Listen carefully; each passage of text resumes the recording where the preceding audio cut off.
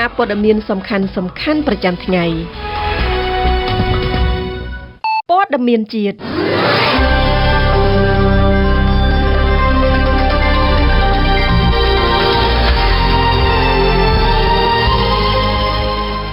លោកកឹមប្រុសដែលជាប្រធានសាខាកបបខេត្តបាត់ដំបងត្រូវបានបញ្ចប់មុខតំណែងនិងលុបឈ្មោះចេញពីក្របខ័ណ្ឌមន្ត្រីរាជការហើយ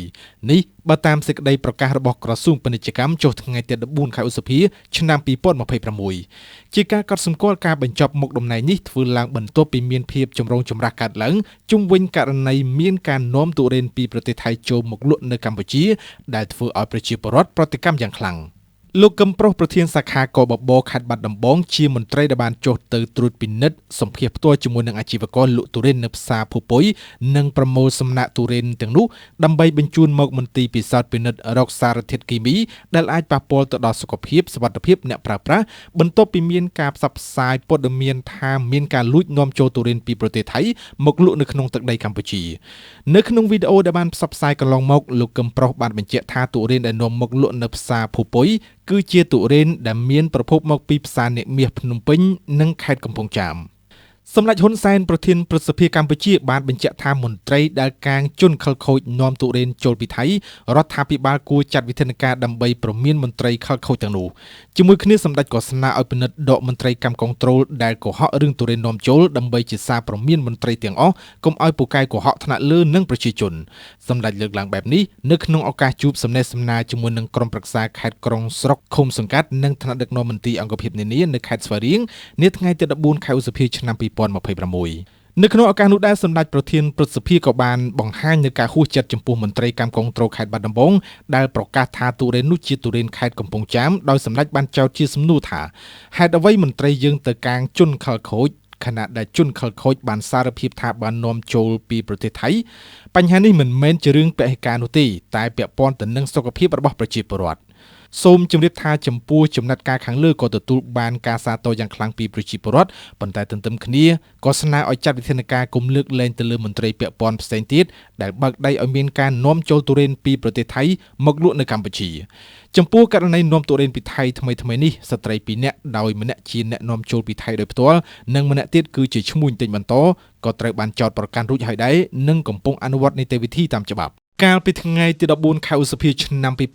2026សារព័ត៌មានថៃមួយចំនួនបានបន្តចុះផ្សាយព័ត៌មានមិនពិតចោទប្រកាន់មកលើកងកម្លាំងកម្ពុជាគឺចោទថាបានបាញ់កាំភ្លើង M79 ចូលទីតាំងយោធាថៃនៅភូមិសាស្ត្រទល់មុខតំបន់វាលឥន្ទ្រីក្នុងខេត្តព្រះវិហារករណីនេះអ្នកនាំពាក្យក្រសួងការពារជាតិកម្ពុជាប្រកាសច្រានចោលទាំងស្រុងនិងយ៉ាងដាច់ខាតព្រោះជាការចោទប្រកាន់ដែលគ្មានមូលដ្ឋានភស្តុតាងណាមួយឡើយ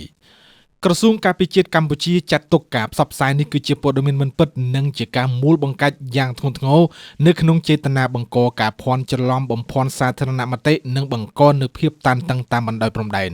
ក្រសួងការពារជាតិកម្ពុជាមិនអាចទទួលយកបានឡើយចំពោះការផ្សព្វផ្សាយព័ត៌មានមិនពិតដែលប៉ះពាល់ទៅដល់កិត្តិយសកងយុទ្ធពលខេមរភូមិន្ទនិងបង្កជាហានិភ័យដល់សន្តិសុខស្ថិរភាពនិងសុវត្ថិភាពនៅតាមបណ្ដោយព្រំដែនដូច្នេះបានស្នើឲ្យសារព័ត៌មានថៃកែតម្រូវជាបន្ទាន់ជាមួយគ្នាក្រុមការងារទីបញ្ជាការសមរភូមិព័ត៌មានរបស់ក្រសួងការពារជាតិកម្ពុជាក៏បានធ្វើលិខិតតវ៉ាអំពីការផ្សព្វផ្សាយព័ត៌មានមិនពិតនេះទៅក្រុមការងារទំនាក់ទំនងព័ត៌មានថៃដែរយោងតាមព័ត៌មានពីជួរមុខអំឡុងពេលក្រុមអ្នកសង្កេតការណ៍អាស៊ានក្នុងអាណត្តិហ្វីលីពីនធ្វើជាប្រធានដឹកនាំចុះសង្កេតការផ្ទៀងផ្ទាត់និងរាយការណ៍អំពីស្ថានភាពព្រំដែននៅប្រាសាទព្រះវិហារជាលើកដំបូងនោះភាគីថៃបានទាំងបំផ្ទុះគ្រាប់មិនទាន់ផ្ទុះចំនួន3គ្រាប់គ្មានជូនព័ត៌មានមកភាគីកម្ពុជាជាមុនឡើយក្រុមទំនាក់ទំនង OBC នៃយុទ្ធភូមិភាគទី4បានតាក់ទងទៅភាគីថៃនិងតវ៉ាអំពីការផ្ទុះគ្រាប់មិនបានជូនដំណឹងមុននេះអ្នកនាំពាក្យក្រសួងការពារជាតិកម្ពុជាអំពាវនាវឲ្យភាគីថៃបញ្ឈប់ការចុះផ្សាយព័ត៌មានមូលបង្កាច់ទាំងនេះជាបន្ទាន់ហើយត្រឡប់មកគោរពនិងអនុវត្តឲ្យបានម៉ឺងម៉ាត់ពេញលេញនិងដោយស្មោះត្រង់សុចរិតនៅខ្លឹមសារនៃកិច្ចព្រមព្រៀងទាំងឡាយដែលបានឯកភាពគ្នាកន្លងមកដើម្បីឆ្ពោះទៅធ្វើឲ្យប្រសើរឡើងវិញឆាប់រហ័សនិងការវិលត្រឡប់ទៅរកប្រក្រតីភាពសន្តិភាពស្ថិរភាពនិងសុវត្ថិភាពយូរអង្វែងនៅតាមបណ្ដោយតំបន់ព្រំដែនវិស័យការពារជាតិមិនមែនភ្លើងចម្បាំងទេត្រូវរយៈពេលវែងអញ្ចឹងការកំណែតម្រង់របស់យើងនេះគឺផ្អែកទៅលើកិច្ចការងារសំខាន់ដូចជាការពង្រឹងរចនាសម្ព័ន្ធការវឹកវើគ្រឿងបំពាក់ប៉ុន្តែអ្វីដែលគោលដៅធំគឺបង្រួមក្បាលពង្រីកខ្លួននិយាយសាមញ្ញតែម្ដង តែនិយាយតែកែតម្រង់ទិសដៅស្អីគឺកែតម្រង់ដើម្បីគោលដៅចុងក្រោយគឺបង្រួមក្បាលពង្រីកខ្លួនព្រោះខ្លួននិងជើងគឺជាអ្វីដែលជាប់ដៃហើយជាអ្វីដែលត្រូវដើរជាប្រចាំក្បាលធំបង្រួមឲ្យតូចបាននៃស្ថាប័នដឹកនាំបញ្ជានិងគ្រប់គ្រងក្រសួងការពារជាតិអគ្គបញ្ជាការបញ្ជាការដ្ឋានប្រភេទទ័ពបញ្ជាការដ្ឋានភូមិភាគបញ្ជាការដ្ឋានកងពលបញ្ជាការដ្ឋានតំបន់ប្រតិបត្តិការសឹកសេវានឹងឲ្យថយមកការឡាយខ្លះឥឡូវឡើង50នាក់អត់ត្រូវការទៅ10នាក់យកទៅ10នាក់ទៅថ្ងៃក្រោយតែពង្រឹងទៅដល់កម្លាំងប្រតិបត្តិការវរៈសេនាតូចស្អីនៅខាងក្រោមយើងត្រូវធ្វើម៉េចដើម្បីឲ្យខ្លួនធំរឹងមាំនិងរស់រវើកមិនបានន័យខ្លួនធំឲ្យសិតតែខ្លាញ់នោះទេខ្លួនធំត្រូវជាសាច់ដុំដែលអាចទ្រខ្លួនឆ្លើយតបតាមសភាពការទៅលោតទៅហក់យ៉ាងម៉េចអញ្ចឹងបានន័យថាអង្គភាពជាប់ដីនៅខាងក្រោមដឹកនាំបញ្ជាត្រូវបង្កើនឲ្យមានប្រសិទ្ធភាពក្នុងការដឹកនាំទ្រសភាពការថ្នាក់ដឹកនាំបញ្ជាតាមកម្រិតបញ្ជាការប្រភេទទ័ពអគ្គបញ្ជាការក្រសួងការពារជាតិស្ថាប័នបម្រើស្ថាប័ននយោបាយត្រូវដើរតួនាទីរបស់ខ្លួនធ្វើម៉េចឲ្យជើងក្រោមខ្លាំងការវឹកវើនិងបំពាក់ជាប្រចាំនេះគឺអ្វីកុំឲ្យដោះពោះកុំឲ្យដោះខ្លាច់នេះគឺជាការកែតម្រង់ក្បាលតូចជាងមុនតូចជាងខ្លួនពង្រីកខ្លួនឲ្យកាន់តែរឹងមាំហើយឲ្យរស់រវើកប្រកបដោយសាច់ដុំមិនមែនខ្លាច់ពេលដែលជាតិត្រូវការរត់ចម្ងាយណារត់រយៈពេលណាយើងនៅតែទៅបានអញ្ចឹងការធ្វើកំណែតម្រង់នេះឥឡូវយើងបានធ្វើមិនទាន់ចប់ទេនៅបានធ្វើជាប្រដាប់ឥឡូវនៅក្រសួងគឺបានកំពុងពិចារណាឥឡូវយើងគ្រោងលុបចោលនាយកដ្ឋានមួយចំនួនកាត់ការឡៃមួយចំនួនផ្នែកមួយចំនួនចោលបង្រួមការឡៃចំនួនដែលមានទួនាទីដូចគ្នាដាក់ក្រុមតែមួយប្រភេទតបកម្លាំងប្រយុទ្ធមុខងារដូចគ្នាប្រមាណយើងលុបបើលុបពីក្រសួងហើយជំនាញខ្លះត្រូវលុបពីលើដល់ក្រុមតែម្ដងវាអត់ទៅការងារខ្លះការឡៃមួយអាចធ្វើបានចាំបាច់មានការឡៃពីរទេលុបចោលមួយទៅបង្រួមទួនាទីមកមួយទៅឲ្យក្បាលកាន់ទៅតូចនៅជើងគោកនៅអគ្គបញ្ជាការកាលពីខ្ញុំទៅមេជើងគោកយើងបានធ្វើមួយជាតិកាលនោះយើងបានប្រជុំទី1ហាមឈប់ឲ្យផ្ទេរពីក្រោមឡើងលើតែពីលើទៅក្រោមបានបើចង់ផ្ទេរពីបញ្ជាការដ្ឋានជើងគោកទៅភូមិភាគទៅសុបយើងឲ្យតែបើសុំពីក្រោមមកស្នាក់នៅចំចតនៅការឡៃនៅលើអត់ឲ្យទេតឹងណាអគ្គបញ្ជាការពីអាណត្តិមុនងាយមិញខ្ញុំឆែកvớiអាដាមជុំសុកពេលដែលចាប់ផ្ដើមយើងមាន 6,000 នាក់ឥឡូវនៅសល់តែជាង 2,000 នាក់ទេហើយផែនការទៅមុខគឺនឹងកាត់បន្ថយឲ្យនៅសល់តែជាង 600 នាក់ទេសម្រាប់អគ្គវិជាការកែតម្រង់ពី 6,000 ទៅ 600 មិនត្រឹមតែនិយាយទេគឺបានកែពី 6,000 មក 2,000 រួចទៅហើយអស់ 2/3 រួចទៅហើយអ្នកចេញអ្នកចូលអត់ទេអ្នកចូលនិវត្តន៍បាទចូលនិវត្តន៍បើសិនជាផ្ទេរពីក្រោមឡើងទាំងអស់នៅតែជើងស្ដួចប៉ោកនៅតែលើដដែលអត់ធ្វើអីទេបើកតែពាក់កែចិញ្ចឹមការឡៃចិញ្ចឹមទីជាការចិញ្ចឹមនឹងអត់ធ្វើអីអត់កន្លែងអង្គុយទៀតនៅពេលដែលអ្នកប្រឈមមុខផ្ទាល់ត្រូវការល្បាតត្រូវការទទួលក៏ទៅ100គីឡូត្រូវការ50គីឡូល្បាតប្រចាំថ្ងៃកាន់តែខ្សត់ទៅនេះគឺជាការកំណែតម្រង់របស់យើង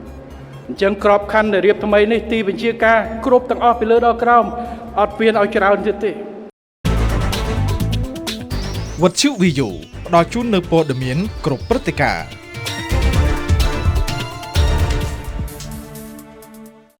ដូចថ្ងៃមុនអគ្គសម្ភារៈបច្ចេកទេសអាដាមម៉ាក់សរុតដែលគាត់ឡើងជាអគ្គសម្ភារៈបច្ចេកទេសអ្នកខ្លះសួរថាមិនដូរក្មេងដាក់ចាស់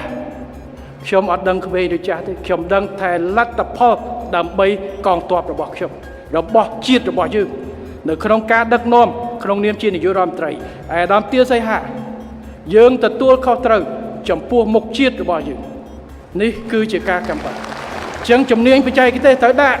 នៅក្នុងដំណាក់កាលកែតម្រង់ដំណាក់កាលអន្តរកាលដាច់ខាតត្រូវរកបេក្ខជនដែលត្រឹមត្រូវអាដាមម៉ាក់សរុនក្នុងកងទ័ពពីណាក៏ស្គាល់គាត់ដែររៀនតាមពីរុស្ស៊ីជំនាញនេះច្បាស់លាស់ពេលប្រយុទ្ធគាត់នៅមុខក្តាប់បានទាំងអស់ប៉ុន្តែអាដាមចៅពិរិទ្ធគាត់នៅក្មេងគាត់ធ្វើការ គាត់មានបទពិសោធន៍ច្រើនឆ្នាំប៉ុន្តែក្នុងដំណាក់កាលដែលជាតិត្រូវការយើងត្រូវរើសអ្នកដែលល្អបំផុតសម្រាប់ប្រទេសជាតិបាទចាស់ទុំដែលមានបទពិសោធន៍មានឆន្ទៈមានគំនិតអភិវឌ្ឍអាដាមមករូនអត់អភិរក្សទេគាត់បើកនៅក្នុងការគិតគូរអំពីបច្ចេកវិទ្យាថ្មីៗនៅក្នុងការអ្នកខ្លះគេថាមិនដាក់អ្នកចាស់គាត់ប្រកាសជាមិនកែគាត់ស្អីទៅអត់ទេយើងរៀបចំដើម្បីផលប្រយោជន៍ជាតិពង្រឹងហើយដើម្បីជាថ្នាលមួយរៀបចំនៅក្នុងការផ្ទេរឲ្យអ្នកជំនាន់ក្រោយតែសំខាន់យើងរៀបចំអញ្ចឹងការរៀបចំបែបនេះដែលយើងត្រូវធ្វើហើយយើងត្រូវពង្រឹងកិច្ចការងារមួយចំនួននៅពេលភ្ញៀវទេសចរបានទៅលេងកម្សាន្តនៅខេត្តសៀមរាបច្បាស់ណាស់គេកម្រនឹងជិះហួសប្រាសាទនិព្វានប្រាសាទនិព្វានគឺជារចនាសម្ព័ន្ធមួយដែលសល់តាំងពីចុងសតវត្សទី12ដែលបង្ហាញពីការរៀបចំនគរនិងការតាំងទីរបស់មនុស្សពីសម័យអង្គរពីដើមឡើយបើព្រះមហាក្សត្រនាយម៉ឺនអ្នកមុខអ្នកការចង់មកប្រាសាទគោរពព្រះគេច្រើនជិះទូកហើយឈប់សម្ចតនៅកំពង់ផែបុរាណចំនួន4ដែលនៅតាមទិសប្រាសាទលោកជាសារ៉ាត់បុរាណវិទូនៃអាជ្ញាធរជាតិអប្សរាបានឲ្យដឹងថាអររយៈពេលជាង500ឆ្នាំមកហើយបារាយណ៍ខាងជើងនេះបានរីងស្ងួតហើយនៅមុនមានការស្ដារនិងជួសជុលឡើងវិញកាលពីឆ្នាំ2008ភ្ញៀវទេសចរដែលចង់មកលេងកម្សាន្តនៅប្រាសាទនិព្វានអាចជិះឡានមកចតទុកក្នុងបារាយណ៍នេះមុនដើរឡើងប្រាសាទប៉ុន្តែក្រោយការជួសជុលបញ្ចូលទឹកឡើងវិញអាជ្ញាធរអប្សរាបានរៀបចំជាស្ពានចម្លងមួយខ្សែនៅឆ្នាំ2021ដើម្បីសម្រួលដល់ការចូលមកទស្សនាប្រាសាទនិព្វានជាជំរើសមួយទៀតដែរដើម្បីទទួលបានអារម្មណ៍ប្លែកដោយកាលពីសម័យដើមដែលគេនិយមជិះទូកចូលទៅប្រាសាទនិព្វាន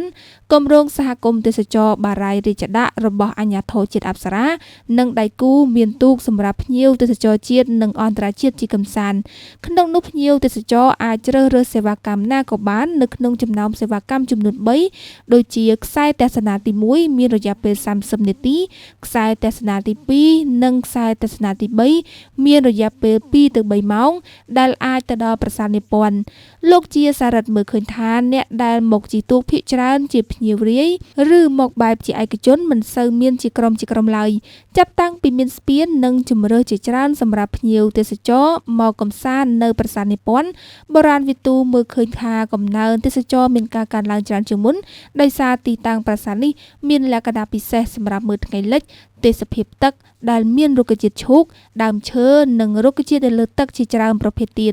ក្នុងន័យនេះលោកក៏ចង់ឲ្យមានកំណើនភ្ញៀវទេសចរទទួលយកសេវាកម្មជិះទូកដើម្បីទទួលបានអារម្មណ៍បែបសម័យដើមដើម្បីដឹងពីរបៀបធ្វើដំណើរចូលទៅប្រាសាទនិព្វាន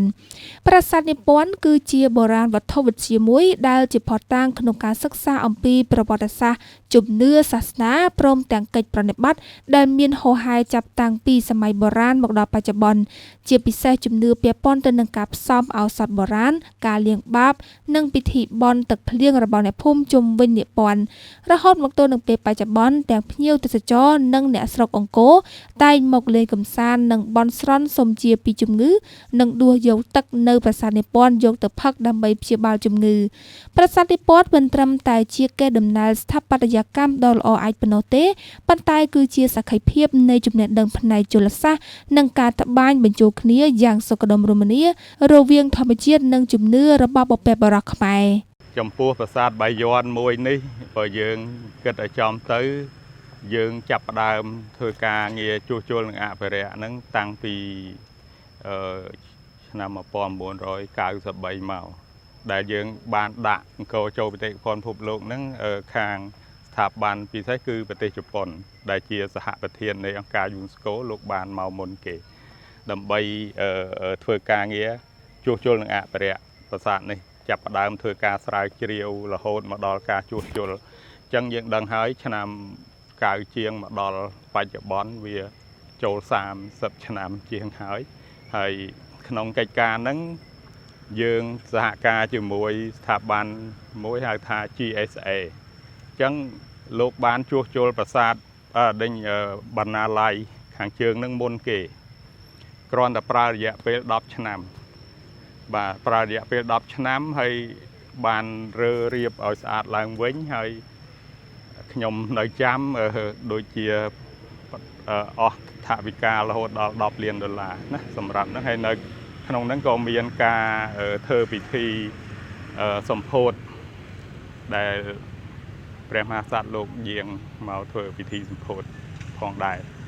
ហើយយើងមានជួសជុលបណ្ណាល័យខាងត្បូងនេះបន្តហើយនឹងមានការស្រាវជ្រាវនឹងជួសជុលផ្នែកជាច្រើននៅក្នុងប្រាសាទបាយ័ននេះនៅរហូតមកដល់បច្ចុប្បន្នយើងមានកិច្ចសហប្រតិការមួយពិសេសមួយទៀតយើងហៅថាចាសាបានន័យថា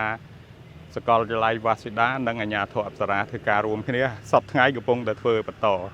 ហើយសំណួរថារយៈពេលប៉ុន្មានដែលត្រូវបញ្ចប់គឺមិនចប់ទេយើងធ្វើតលតែចាស់ស្លាប់ទៅទៀតនឹងមានកូនចៅធ្វើបន្តព្រោះប្រាសាទវាមានការខូចខាតច្រើនណាស់បងអូនឃើញហើយនៅក្នុងនេះយើងមានបែងចែកកន្លែងមានហានិភ័យកម្រិតខ្ពស់កម្រិតទាបកម្រិតមធ្យមកម្រិតទាបហើយយើងនឹងធ្វើទៅតាមផ្នែកនីមួយវាឲ្យធ្វើម្ដងទាំងអស់យើងធ្វើអត់បានទេយើងធ្វើដោយផ្នែកមួយឆ្នាំបានតិចដោយកិច្ចសហប្រតិការជាមួយគ្នាទី2ភាពលេចធ្លោយើងបានដឹងហើយយើងបានបិទរយៈពេល30ឆ្នាំហើយដែលវាមានហានិភ័យនៅគ្រួតទី3ខាងលើហើយយើងបានធ្វើកិច្ចសហប្រតិការជាមួយខាងស្ថាប័នជប៉ុនហ្នឹងយើងធ្វើការរួមគ្នាហើយយើងបានចាប់ផ្ដើមធ្វើការពង្រឹងតួប៉មកដាលបងអូនឃើញហើយ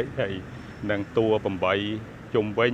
ហើយនឹងកម្រាលប្រកាន់ដៃនាគនៅផ្នែកខាងក្រោមហើយនឹងប្រាង្គអមផ្សេងទៀតនឹងកំពុងតែធ្វើការជួសជុលហើយសង្ឃឹមថានឹងបើកឲ្យទេសចរឡើងក្នុងឆាប់ប្រហែលជានៅក្នុងឆ្នាំហ្នឹងនៅក្នុងខែណាមួយយើងកំពុងតែសម្រុកអញ្ចឹងការងារកិច្ចការអភិរក្សមិនងាយនឹងបញ្ចប់ទេព្រោះប្រាសាទដូនតាយើងមានអាយុកាលរាប់ពាន់ឆ្នាំមកហើយយើងត្រូវធ្វើការអភិរក្សជួសជុលដោយផ្នែកដើម្បីពង្រឹងឲ្យមានស្ថិរភាពយូរអង្វែងសម្រាប់កូនចៅជំនាន់ក្រោយហើយការងារនេះក៏យើងមិនភ្លេចថាយើងត្រូវតែគោរពតាមអនុសាសន៍របស់អង្គការអ្នកជំនាញការ ICC អង្គរផងដែរបាទខ្ញុំសូមសង្ខេបពីការងារស្រះខាងក្រោយនេះបន្តិចយើងឃើញហើយកន្លងមកយើងធ្លាប់តែឃើញនៅនេះគេចាក់ដីពេញហើយចំពោះរចនាសម្ព័ន្ធនៃប្រាសាទបាយ័ននេះយើងដឹងហើយថាយើងសង់នៅក្នុងរាជព្រះបាទជ័យវរ្ម័នទី7បាទហើយជាស្នូលកដាលនៃទីក្រុងកោធំហើយជាលក្ខណៈពិសេសសម្រាប់រាជរបស់ព្រះអង្គនៃការសាងសង់នៅក្រុងកោធំនេះដែលមានបាយ័នជាស្នូលហើយអត្តន័យទាំងអស់នេះបើផ្នែកបុរាណជាយើងថាតំណាងឲ្យភ្នំដេញប្រាសាទតំណាងឲ្យភ្នំគូទឹកព័ទ្ធជុំវិញតំណាងឲ្យមហាសមុទ្រអញ្ចឹងវាពាក់ព័ន្ធទៅនឹងទេពពាក់ព័ន្ធទៅនឹងពុទ្ធសាសនាមហាយានផងហើយជាកន្លែងបង្រួមសាសនាទាំងអស់ដែលព្រះអង្គគ្រប់គ្រងហ្នឹងមិនមានឲ្យសាសនាណាផ្ដាច់មុខទេលោកគ្រប់ទាំងអស់នៅក្នុងហ្នឹងយើងឃើញហើយផ្លូវចូលយើងមាន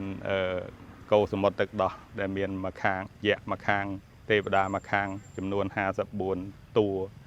ទាំងអស់គ្រប់ច្រកចូលទាំង5ផ្លូវចូលទាំងអស់មាន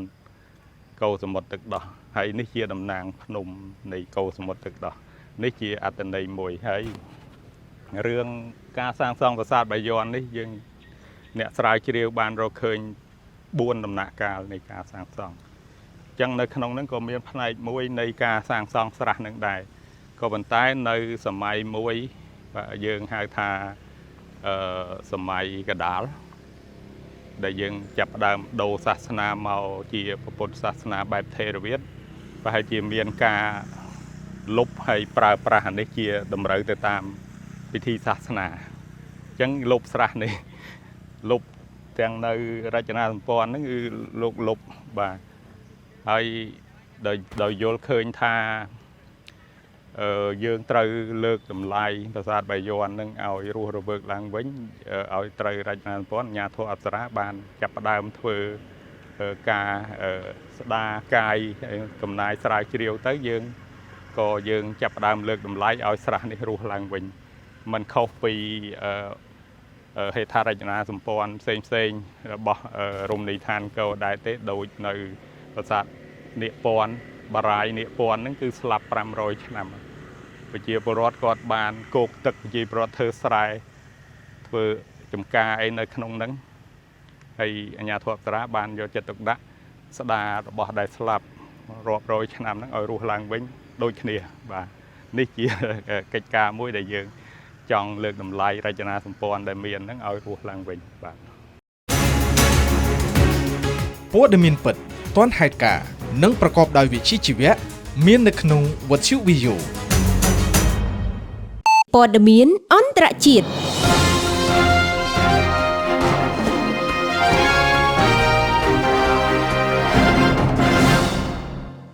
មន្ត្រីអាមេរិកបាននិយាយថាមន្ទីរបញ្ចកោណបានលុបចោលផែនការដាក់ពង្រាយកងទ័ពចំនួន 4000 នាក់ជាបណ្ដោះអាសន្នទៅកាន់ប្រទេសប៉ូឡូញសមាជិកសភាម្នាក់បាននិយាយថាការសម្រេចនេះមិនទាន់ត្រូវបានជូនដំណឹងដល់សភានៅឡើយទេហើយក៏មិនទាន់មានការប្រកាសជាផ្លូវការណាមួយនៅឡើយដែរយ៉ាងណាមិញនេះជាដំណឹងដ៏គួរឲ្យភ្ញាក់ផ្អើលមួយដែលធ្វើឲ្យមានការចោទសួរជាថ្មីអំពីការកាត់បន្ថយបរិមាណកងទ័ពដែលរំពឹងទុករបស់ប្រធានាធិបតីអាមេរិកលោកដូណាល់ត្រាំនៅអឺរ៉ុប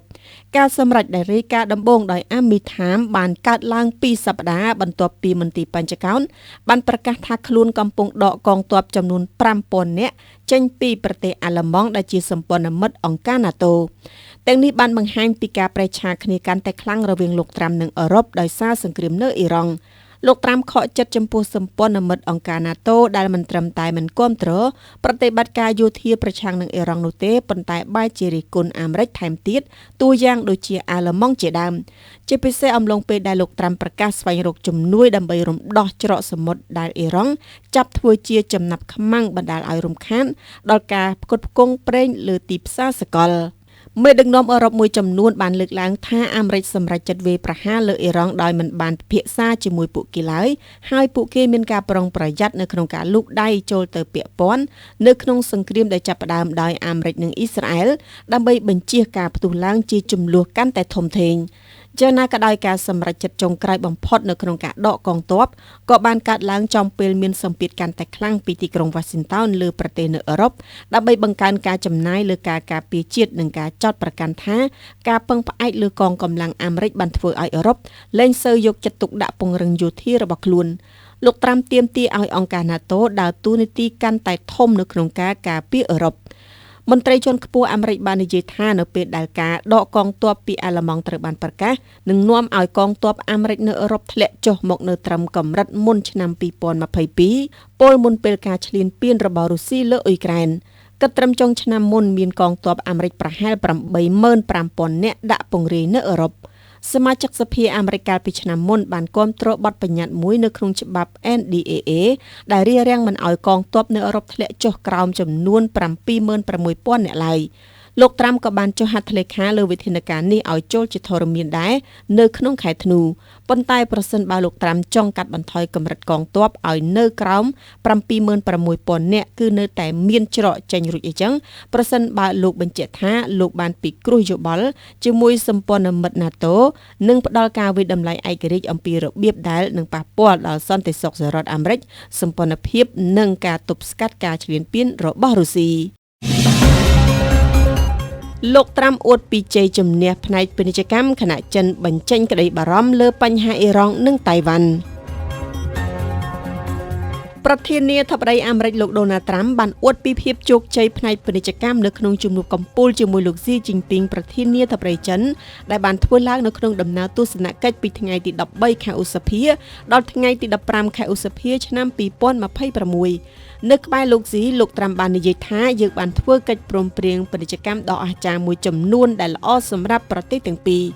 លោកត្រាំបាននិយាយថាមេដឹកនាំបានពិភាក្សាអំពីបញ្ហាអ៊ីរ៉ង់ហើយមានអារម្មណ៍ថាស្រដៀងគ្នាខ្លាំងណាស់ទោះបីជាលោកស៊ីមិនបានអត្ថាធិប្បាយអ្វីក៏ដោយបើតាមសេចក្តីសង្ខេបខ្លីមួយរបស់អាមេរិកអំពីកិច្ចពិភាក្សាកាលពីថ្ងៃទី14ខែឧសភាបានបង្ហាញពីអ្វីដែលសេតវិមានហៅថាបំណងប្រាថ្នារួមរបស់មេដឹកនាំនៅក្នុងការបើកច្រកសមុទ្រហូម៉ូសឡើងវិញដែលរឹតបន្តឹងដោយអ៊ីរ៉ង់និងចំណាប់អារម្មណ៍ជាក់ស្ដែងរបស់លោកស៊ីចំពោះការទិញប្រេងរបស់អាមេរិកដើម្បីកាត់បន្ថយការពឹងផ្អែករបស់ចិនលើការផ្គត់ផ្គង់នៅមជ្ឈិមបូព៌ា បើតាម CNA បានរាយការណ៍ដោយយោងប្រភពពីមន្ត្រីអាមេរិកនិយាយថាពួកគេក៏បានយល់ព្រមលើកិច្ចព្រមព្រៀងដើម្បីលក់ទំនិញកសិកម្មសាច់គោនិងធម្មពលទៅកាន់ប្រទេសចិនជាមួយវឌ្ឍនភាពលើការបង្កើតយន្តការដើម្បីគ្រប់គ្រងពាណិជ្ជកម្មនាពេលអនាគតទោះជាយ៉ាងណាក៏ដោយមានព័ត៌មានលម្អិតតិចតួចណាស់អំពីកិច្ចព្រមព្រៀងទាំងនេះនៅពេលដែលមេដឹកនាំទាំងពីររូបបានជួបគ្នាផឹកតែនិងពិសាអាហារថ្ងៃត្រង់ប្រកបដោយភាពស្និទ្ធស្នាលក្រសួងការបរទេសចិនឯនេះវិញបានចេញសេចក្តីថ្លែងការណ៍ដែលគូបញ្ជាក់ពីការខកចិត្តរបស់ខ្លួនចំពោះសង្គ្រាមអ៊ីរ៉ង់ក្រសួងបាននិយាយថាចំនួនដែលមិនគួរកើតឡើងគ្មានហេតុផលដើម្បីបន្តវាទេដោយបន្ថែមថាចិនកំពុងគាំទ្រកិច្ចខិតខំប្រឹងប្រែងដើម្បីសម្រេចបានកិច្ចព្រមព្រៀងសន្តិភាពនៅក្នុងសង្គ្រាមដែលបានប៉ះពាល់យ៉ាងធ្ងន់ធ្ងរដល់ការផ្គត់ផ្គង់ថាមពលនិងសេដ្ឋកិច្ចពិភពលោកចំណែកការកត់សម្គាល់របស់លោកស៊ីទៅកាន់លោកត្រាំគឺថាការគ្រប់គ្រងតៃវ៉ាន់មិនបានល្អអាចនាំឲ្យមានជម្លោះលោកស៊ីថាតៃវ៉ាន់មានសារៈសំខាន់នៅក្នុងទំនាក់ទំនងអាមេរិកចិនតៃវ៉ាន់ដែលស្ថិតនៅចម្ងាយត្រឹមតែ80គីឡូម៉ែត្រពីឆ្នេរសមុទ្រចិនជាចំណុចក្តៅគគុកយូរអង្វែងមកហើយនៅក្នុងទំនាក់ទំនងរវាងអាមេរិកនិងចិនទីក្រុងប៉េកាំងបានបដិសេធមិនច្រានចោលការប្រើប្រាស់កម្លាំងយោធាដើម្បីគ្រប់គ្រងកោះមួយនេះឡើយខណៈអាមេរិកត្រូវបានចងភ្ជាប់ដោយច្បាប់ដើម្បីផ្ដល់ឲ្យទីក្រុងតៃប៉េនៅសព្វវុធដើម្បីពង្រឹងការការពារខ្លួនតាក់ទងនឹងបញ្ហាតៃវ៉ាន់លោក Marco Rubio រដ្ឋមន្ត្រីក្រសួងការបរទេសដែលធ្វើដំណើរទស្សនកិច្ចទៅកាន់ប្រទេសចិនជាមួយលោកត្រាំបានប្រាប់ NBC News ថាគោលនយោបាយរបស់អាមេរិកលើបញ្ហាតៃវ៉ាន់មិនមានការផ្លាស់ប្ដូរទេគិតត្រឹមថ្ងៃនេះលោកបានបន្ថែមថាចិនតែងតែលើកឡើងពីវាយើងតែងតែបញ្ជាក់ឲ្យច្បាស់ពីចំហរបស់យើងហើយយើងបន្តទៅមុខទៀតសូមជម្រាបជូនថាលោកត្រាំបានបញ្ចប់ដំណើរទស្សនកិច្ចរយៈពេល3ថ្ងៃទៅកាន់ប្រទេសចិនដែលជាគូប្រជែងយុទ្ធសាស្ត្រនិងសេដ្ឋកិច្ចដ៏សំខាន់របស់អាមេរិកនារសៀលថ្ងៃទី15ខែឧសភាឆ្នាំ2026នេះជាដំណើរទស្សនកិច្ចជាលើកដំបូងរបស់លោកត្រាំក្នុងនាមជាប្រធានាធិបតីអាមេរិកទៅកាន់ប្រទេសចិនចាប់តាំងពីឆ្នាំ2017មកបន្ទាប់ពីរួមដៃគ្នាជាមួយអ៊ីស្រាអែលបើកការវាយប្រហារលើប្រទេសអ៊ីរ៉ង់កាលពីថ្ងៃទី28ខែកុម្ភៈឆ្នាំ2026ប្រជាប្រិយភាពរបស់លោកត្រាំបានធ្លាក់ចុះនៅសហរដ្ឋអាមេរិកនៅក្នុងដំណើរទស្សនកិច្ចទៅកាន់ប្រទេសចិននេះដែរអាចនិយាយបានថាជាដំណើរស្វែងរកលទ្ធផលជាក់ស្ដែងដើម្បីស្ដារប្រជាប្រិយភាពរបស់លោកឡើងវិញមុនពេលការបោះឆ្នោតពាក់កណ្ដាលអាណត្តិដ៏សំខាន់ដែលគ្រោងធ្វើនៅក្នុងខែវិច្ឆិកាខាងមុខលោកត្រាំត្រូវបានគេរំពឹងថានឹងជំរុញឲ្យចិនបញ្ចុះបញ្ចូលអ៊ីរ៉ង់ឲ្យធ្វើកិច្ចព្រមព្រៀងជាមួយទីក្រុង Washington ដើម្បីបញ្ចប់សង្គ្រាមដែលបានរុញតម្លៃទំនិញឲ្យឡើងថ្លៃនិងធ្វើឲ្យលោកងាយរងគ្រោះខាងនយោបាយនៅក្នុងស្រុកបើខ្ញុំដឹងខ្ញុំផ្សាយឲ្យអ្នកដឹងបើខ្ញុំយល់ខ្ញុំពន្យល់ឲ្យអ្នកយល់ខ្ញុំគឺវត្ថុវិយោលោកអ្នកនាងជាទីគោរពការជម្រាបជូននៅព្រឹត្តិការណ៍ព័ត៌មានសំខាន់ប្រចាំថ្ងៃរបស់វិទ្យុវិយោ